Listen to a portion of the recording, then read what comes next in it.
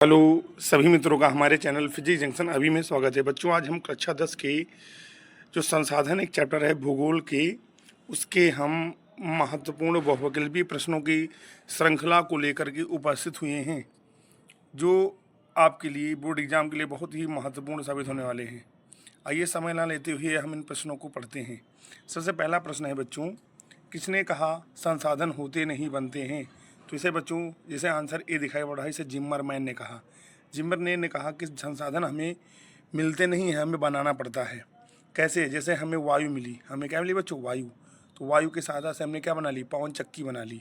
और इसी प्रकार से हमें जैसे कि जो जल है, जल की सहायता से हमने क्या कर ली? बिजली पैदा कर ली, है कि नहीं?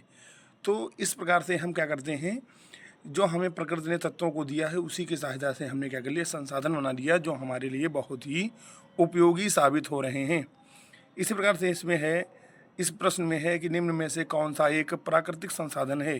तो आप देख रहे हैं भूमि, जो हमें प्रकृति ने प्रदान की है, ये प्राकृतिक है। बाकी यहाँ भवन है, मानव की योग्यता है, ये सब हमें बनाना पड़ता है। जैसे मानव की योग्यता भी ये प्राकृतिक नहीं है। भवन जो है ये मानव निर्मित है कि नहीं? तो मानव योग्यता जो है अपने आप से डेवलप करता है कि नहीं? तो ये प्राकृतिक नहीं है। तो इस प्रकार से भूमि यहाँ पर प्राकृतिक संसाधन हो जाएगा। आते हैं नेक्स्ट क्वेश्चन की तरफ, जिसमें लिखा है ज्वारीय एवं तरंग ऊर्जा उत्पादन हेतु भारत की अधिक अनुकूल परिस्थितियाँ कहाँ पाई जाती हैं? तो यहाँ पर है खंभात की खाड़ी। तो खंभात की खाड़ी में, क्योंकि वहाँ पर ज्वार बहुत आते हैं और वहाँ पर तरंगों के माध्यम से हम क्या करते हैं? विद्युत का उत्पादन करते हैं। किसका उत्पादन करते हैं बेटा? विद्युत का उत्पादन करते हैं। तो ज्वारीय एवं तरंग ऊर्जा उत्पादन हेतु भारत की अधिक अनुकूल परिस्थितियाँ हमारी खंभात की खाड़ी में पाई जाती हैं। आइए नेक्स्ट क्वेश्चन की तरफ बढ़ते हैं। कौन सा ऊर्जा स्रोत अनवीनीकरणीय है? अनवीकरणीय का मतलब क्या है? जिसे एक बार प्रयोग करने के बाद दोबारा प्रयोग में नहीं लाया जा सकता। तो आप यहाँ पर देख रहे हैं जल है, कोयला है और पवन है। तो जल भी प्राकृतिक संसाधन है, सौर भी हमारा प्राकृतिक संसाधन है, पवन भी हमारा प्राकृतिक संसाधन है। यहाँ पर कोयला जो है हमारा वो अनवीकरणीय संसाधन है, क्योंकि कोयला जो है हमारे भूपर्वटी में जमा हुआ है और इसका उपयोग प्रतिदिन करने से इसकी मात्रा में कमी आती जाएगी और एक दिन ऐसा भी होगा कि ये अनुपलब्ध हो जाएगा। तो यहाँ पर कोयला क्या है? अनवीकरणीय संसाधन है। आते हैं, बढ़ते हैं। ज्वारीय ऊर्जा किस प्रकार का संसाधन है? तो ज्वारीय ऊर्जा जो है वो नवीकरणीय संसाधन है। कैसा संसाधन है बच्चों? नवीकरणीय संसाधन है, यानी ऐसा संसाधन जिसे एक बार प्रयोग करने के बाद हम दोबारा प्रयोग कर सकते हैं, क्योंकि यहाँ पर समुद्रों में ज्वार आना कभी खत्म नहीं होगा। फिर कौन सा ऊर्जा स्रोत नवीकरणीय है? तो यहाँ पर आप देख रहे हैं इस प्रश्नों में, तो यहाँ पर जो नवीकरणीय संसाधन है वो है बच्चों कौन? जल। जल है नवीकरणीय संसाधन। बाकी पेट्रोलियम, कोयला, प्राकृतिक गैस, ये सब अनवीकरणीय संसाधन हैं। इनमें से किस प्राकृतिक संसाधन का भंडार सीमित है? तो आप देख रहे हैं यहाँ पर अगर देखा जाए खनिज तेल का भंडार सीमित है, यहाँ पर सौर ऊर्जा का भंडार असीमित है, हवा का भंडार असीमित है, पानी का भी भंडार असीमित है। तो यहाँ पर ये सब क्या है? ये सब नवीकरणीय ऊर्जा स्रोत हैं। तो जो भी नवीकरणीय ऊर्जा स्रोत हैं उन सब का जो भंडार है वो असीमित है। फिर आते हैं नेक्स्ट क्वेश्चन की तरफ। भारत में विद्युत की सबसे अधिक खपत किस में होती है?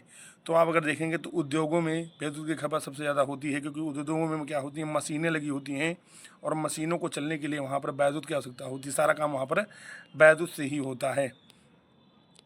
समुद्री क्षेत्र में राजनीतिक सीमा की कितनी किलोमीटर तक क्षेत्र तक राष्ट्रीय संपदा निमित है? तो यहाँ पर है डी, यानी 19.2 किलोमीटर तक। अगर हम समुद्री क्षेत्र में देखें तो राजनीतिक सीमा के कितने किलोमीटर क्षेत्र तक राष्ट्रीय संपदा निहित होती है? तो यहाँ पर 19.2 किलोमीटर तक जो है वहाँ तक हमारी क्या है? राष्ट्रीय संपदा है। फिर आते हैं 10 क्वेश्चन की तरफ। तट रेखा से कितने किलोमीटर क्षेत्र सीमा अपवर्जक आर्थिक क्षेत्र कहलाती है? तो यहाँ पर है, ये है 200 किलोमीटर, यानी तट रेखा से कितने किलोमीटर क्षेत्र सीमा अपवर्जक आर्थिक क्षेत्र कहलाती है? तो ये कहलाएगी 200 किलोमीटर की सीमा को हम अपवर्जक आर्थिक क्षेत्र कहते हैं। फिर है हमारे पास पेट भरने के लिए बहुत कुछ है लेकिन पेटी भरने के लिए नहीं। यह कथन किसका है? तो ये कथन गांधी जी ने कहा था। गांधी जी ने इसलिए कहा था क्योंकि पेटी भरने के लिए मतलब क्या है? रुपया हमारे पास नहीं है, लेकिन हमारे पास संसाधन है जिनकी सहायता से हम अपने रोजी रोटी को चला सकते हैं। तो यहाँ पर ये कथन गांधी जी का है। फिर अगला क्वेश्चन है, संसाधनों के संरक्षण हेतु सर्वप्रथम किसने वकालत की थी? तो ये क्लब ऑफ रोम ने की थी। जो क्लब ऑफ रोम है, यानी रोम कहाँ है, इटली में है, तो इटली की राजधानी रोम है। तो क्लब ऑफ रोम ने इसके प्राकृतिक संसाधनों या सभी संसाधनों की संरक्षण हेतु कहा था, क्योंकि ये संसाधन हमारे लिए बहुत ही उपयोगी होने वाले हैं। प्राकृतिक संसाधनों के संरक्षण हेतु अफ्रीकी कन्वेंशन किस वर्ष हुआ था, यानी अफ्रीका में एक सम्मेलन हुआ था, वो हुआ था 1968 में। बी ऑप्शन जैसा भी इसमें दिखाई जा रहा है, तो ये बी ऑप्शन सही है। विश्व पर्यावरण दिवस किस तिथि को मनाया जाता है, तो विश्व पर्यावरण दिवस सभी को पता है 5 जून को मनाया जाता है।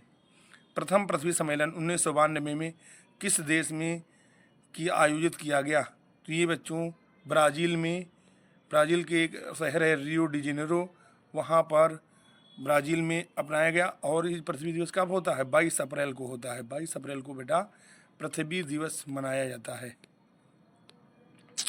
द्वितीय पृथ्वी सम्मेलन कहाँ हुआ था, द्वितीय पृथ्वी सम्मेलन हुआ था न्यूयॉर्क में।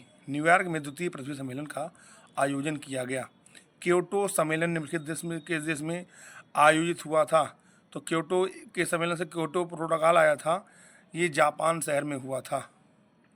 फिर आते हैं, भारत में पहाड़ों से भरी भूमि का कितना प्रतिशत है, यानी कि पहाड़ों से यानी भारत में पहाड़ों से कितनी भूमि पहाड़ों से घिरी हुई है, इसका परसेंटेज है 30%। मृदा निर्माण में निम्न प्रक्रियाएं शामिल होती हैं, तो यहाँ पर अपक्षय और अपर्दन दोनों होता है, यानी जब अपक्षय होगा और अपर्दन होगा तब जाकर के मृदा बनेगी। तो यानी फिर अपक्षय और अपर्दन दोनों मिला करके मृदा का निर्माण होता है। तो मृदा के लिए यहाँ पर अपक्षय और अपर्दन दोनों शामिल होते हैं। प्रायद्वीपीय भारत की नदी घाटियों में कौन सी मिट्टी मिलती है, तो यहाँ पर हो जाएगी जलोढ़ मिट्टी। और जलोढ़ मिट्टी को सबसे उपजाऊ मिट्टी कहा जाता है। क्या कहा जाता है बेटा, सबसे उपजाऊ मिट्टी जलोढ़ मिट्टी को ही कहा जाता है।